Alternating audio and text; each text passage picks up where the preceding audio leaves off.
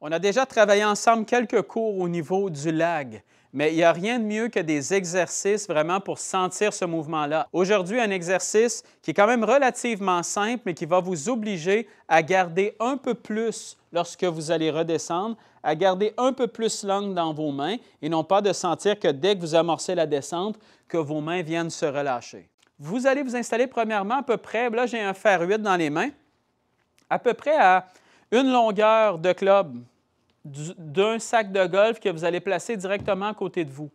Et le but de placer ça là, en fait, c'est de vous assurer que lorsque vous allez redescendre dans votre mouvement, justement, que vous ne soyez pas capable de relâcher vos mains. Si je viens m'installer ici, donc à peu près une longueur de club, ce que vous allez faire à partir de là, vous n'avez même pas besoin de faire votre backswing nécessairement. Ce que vous pouvez faire, si vous avez trop peur de toucher votre sac, ce que vous pouvez faire, c'est qu'une fois que vous êtes installé, vous venez simplement placer le club devant vous comme ça ici, laissez tourner le corps et venez simplement placer déjà vos mains au sommet de votre swing. Mais à partir d'ici, moi, ce que je veux que vous ayez comme sensation, c'est que lorsque vous allez redescendre, ayez l'impression de ne jamais vouloir toucher le sac qui est derrière vous. Et si vous avez justement cette tendance-là, lorsque vous redescendez, à relâcher rapidement vos mains, automatiquement, qu'est-ce qui se produit? C'est que vous allez toucher à votre sac derrière. Lorsque vous avez une restriction derrière vous, vous allez sentir tout de suite que le corps, qu'est-ce qu'il va faire? C'est qu'il va vraiment venir se forcer, en fait, à garder un peu plus l'angle dans nos mains. Et c'est exactement à quoi sert cet exercice-là. Et beaucoup trop souvent, ce qu'on va voir aussi de quelqu'un qui relâche ses mains trop rapidement, donc qui va arriver ici, qui va relâcher ça tout de suite pour ensuite arriver à l'impact, qu'est-ce qui arrive aussi? C'est que son poids va souvent rester sur la jambe arrière. De par le fait que vous ne voulez pas toucher au sac qui est derrière vous, va vous obliger à la fois pousser sur votre jambe avant, mais aussi garder l'angle un peu plus dans vos mains. Donc, si je m'installe, par exemple, pour venir faire l'exercice, soit que j'y vais quand même avec mon backswing normal. Si vous avez tendance à utiliser un peu plus vos mains vers l'arrière, vous ne devriez pas nécessairement avoir de difficulté à monter. Mais si vous ne voulez pas faire ce mouvement-là, ou vous êtes à l'intérieur, vous avez peur au niveau des plafonds, peu importe, ce que vous pouvez faire, placez le club comme ça ici, vous tournez et à partir de là, ce que vous allez faire, redescendez en ayant justement l'impression d'être le plus loin possible au niveau du sac comme ça. Et ce que ça fait, c'est que ça vous assure que vous allez garder un angle dans vos mains, mais ça vous assure aussi que votre poids va venir s'avancer sur votre jambe avant, sans nécessairement le faire complètement à l'excès comme ça ici, simplement de sentir que lorsque vous allez redescendre, que ça vous oblige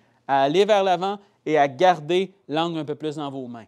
Et exercice aussi complémentaire à ça, c'est que vous allez installer au sol 2 points de repère. Et si vous avez simplement un morceau de tapis, là, ce que vous pouvez faire, c'est que vous allez placer 2 points de repère au sol. Ici, moi, j'ai placé 2 T qu'on utilise pour le simulateur, mais vous pouvez placer ce que vous voulez au sol. De toute façon, vous ne les taperez pas, ce n'est pas ça le but, mais c'est simplement des points de repère que vous allez prendre.